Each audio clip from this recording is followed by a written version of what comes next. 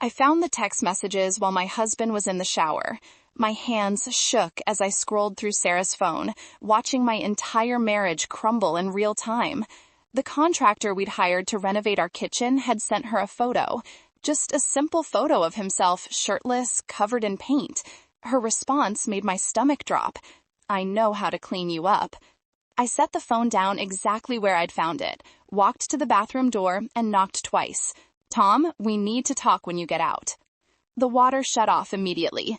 "Everything okay?" "Just get dressed and meet me in the living room." I'd suspected something for weeks, the way she smiled at her phone, the sudden password protection. The fact that our simple kitchen renovation had stretched from 3 weeks to 3 months. But suspecting and knowing are two completely different beasts, and this beast was tearing through my chest with claws made of betrayal. Tom emerged in sweatpants and a t-shirt, water still dripping from his hair. "What's wrong?" I held up her phone. "Want to explain this?" His face went pale, then red, then pale again. "Babe, it's not what you think." "Really? Because I think my husband's been having an affair with the contractor he hired. I think that's why our kitchen still isn't finished. I think that's why you've been working from home so much lately." My voice stayed steady, cold even, though inside I was screaming. "Let me explain." He reached for me, but I stepped back. "Don't touch me." "Madison, please. It was a mistake. It meant nothing." "How long?" "What?" "How long has this been going on?" I enunciated each word carefully, like speaking to a child. He couldn't meet my eyes. 2 months. Maybe 3. "Maybe 3?" I laughed, a harsh sound that surprised even me. "You don't even know how long you've been sleeping with another woman." "It wasn't like that. It just happened.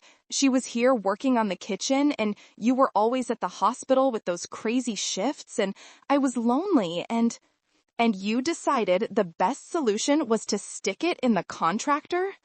The vulgarity felt good, sharp on my tongue.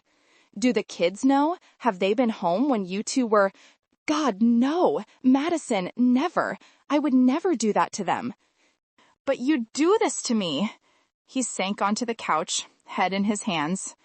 "I'm so sorry. I'll end it. Right now.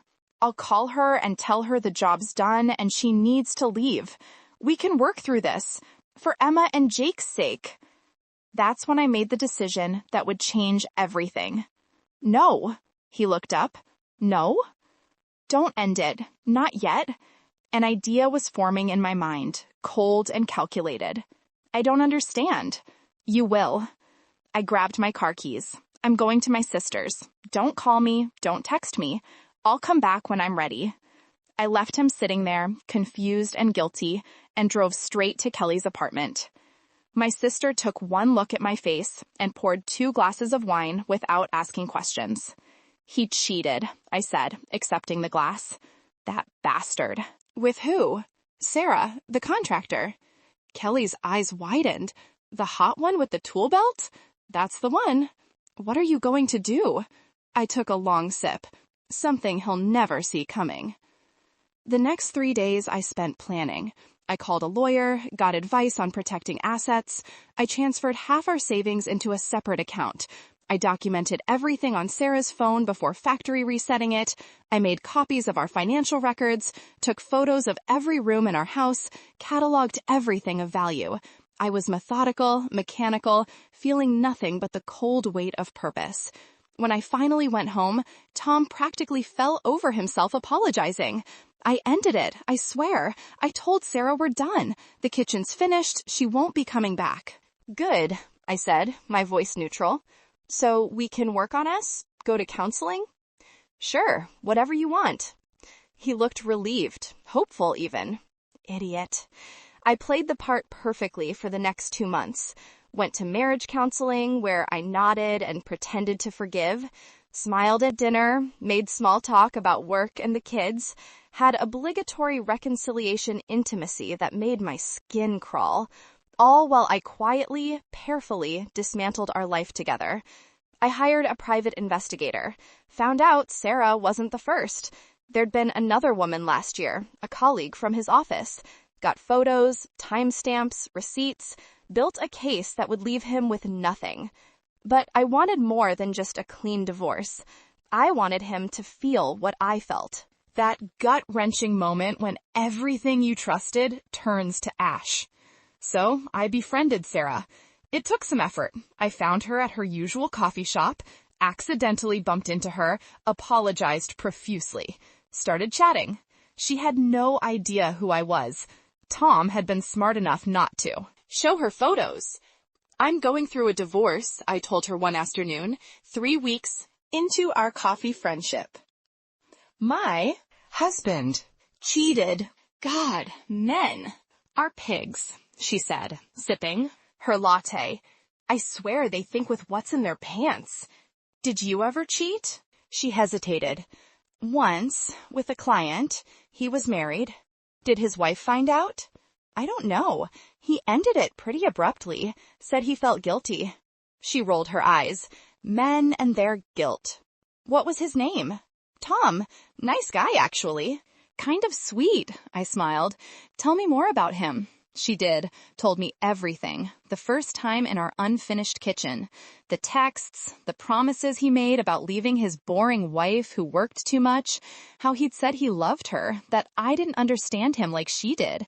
I recorded every word. You know what, Sarah said, I should call him, see if he's actually left her yet. Do it, I encouraged. She pulled out her phone, scrolled to his contact. It was still saved. Wait, I said, pulling out my phone. Let me show you something first. I showed her my wedding photo. That's you? She looked confused. And that's Tom, my husband, the one I told you cheated on me. I watched her face drain of color. The one you were sleeping with in my kitchen while my kids were at school. I didn't know. He said he was single. He said he lied to both of us. I leaned forward. But here's the thing, Sarah. I'm not angry at you. You're not? You're just another woman he manipulated. But I need a favor. What kind of favor? That's when I laid out my plan. 2 weeks later, threw Tom a surprise party, his 40th birthday. Invited everyone we knew. His parents, siblings, co-workers, neighbors, our kids' teachers, our friends from college. Filled our house with people who loved and respected him. I gave a speech. Talked about what a wonderful husband he was, how lucky I felt to have him, how he'd always been there for me. Then I played the recording. Sarah's voice filled the room, crystal clear, describing in detail her affair with my husband. Every sordid moment, every lie he'd told, every promise he'd broken. The room went silent. Tom's face turned purple. Madison, what are you? I'm giving you the same gift you gave me, I said calmly. Public humiliation. His mother started crying. His father looked like he wanted to punch him. His coworkers shifted uncomfortably. Our friends stared. But wait, there's more. I pulled out a folder, started distributing copies. Financial records showing Tom's been embezzling from his company to pay for hotel rooms. Photos of him with not just Sarah, but 3 other women over the past 2 years. And my personal favorite, I pulled out a final document, divorce papers already filed and approved. The house is mine. Custody is mine. You get to keep your car and your shame. Emma, our 15-year-old daughter, stood in the doorway with Jake, our 12-year-old son. They'd been at my sister's, but I'd had Kelly bring them back for this. Is it true, Dad? Emma asked, her voice breaking. Tom couldn't speak, just stood there, surrounded by everyone he'd betrayed. Kids, get your coats, I said. We're going to Aunt Kelly's. What about Dad? Jake asked. Dad's going to figure out where he's sleeping tonight, because it's not here. I walked out of that house with my children, my dignity, and my future intact. Behind me, I heard the party guests leaving one by one, the whispers starting, Tom's world crashing down exactly as mine had 6 months ago. Kelly hugged me when we arrived. You okay? I will be. And I meant it. Tom tried calling. Sent texts begging for forgiveness, claiming I'd gone too far, that I'd destroyed him. Good, I texted back. Now you know how it feels. The divorce finalized in record time. He didn't contest anything. Couldn't, really, with all the evidence. His company fired him. His parents stopped speaking to him. Our friends chose me. Emma and Jake struggled at first, but therapy helped. I was honest with them in age-appropriate ways. Explained that sometimes people we love disappoint us, but that doesn't mean we are not worthy of real love. 6 months after the party, I ran into Sarah at that same coffee shop. "Thank you," she said quietly. "For what?" "For showing me I deserved better too. I met someone, a good guy, single, honest. I'm happy for you." "Are you? Happy, I mean?" I thought about it. Thought about my kids thriving, my career advancing, now that I wasn't pretending everything was fine, my new apartment with its bright windows and fresh start energy. "Yeah," I said, "I really am." Tom's still trying to rebuild his life. I hear things through mutual acquaintances. He's working retail, living with a roommate, seeing his kids every other weekend when he can afford to do something with them. Sometimes I feel guilty about how thoroughly I destroyed him. Then I remember those 476 days I spent thinking about his betrayal every single morning. I remember the text messages, the lies, the way he looked me in the eye and promised forever while planning his next affair. And the guilt evaporates. I didn't just get revenge, I got free. My therapist says I should work on forgiveness, that holding on to anger hurts me more than him. But this isn't anger anymore. It's just acceptance. Acceptance that the man I married never really existed. Acceptance that I deserve more. Acceptance that sometimes the only way forward is to burn the bridge so thoroughly that you can't be tempted to cross back. Emma starts college next year. Jake's thriving in junior high. I got promoted to head nurse. We adopted a dog, a goofy golden retriever named Pancake, who greets us with joy every single day. Life isn't perfect. There are hard moments. Holidays feel different. The kids sometimes get sad about their broken family. Money's tighter as a single-income household.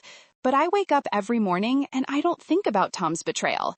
I think about my day ahead, my goals, my children, myself. And that's worth more than any marriage built on lies could ever be. Let me know your thoughts in the comments below. Would you have handled this differently, or do you think public exposure was justified?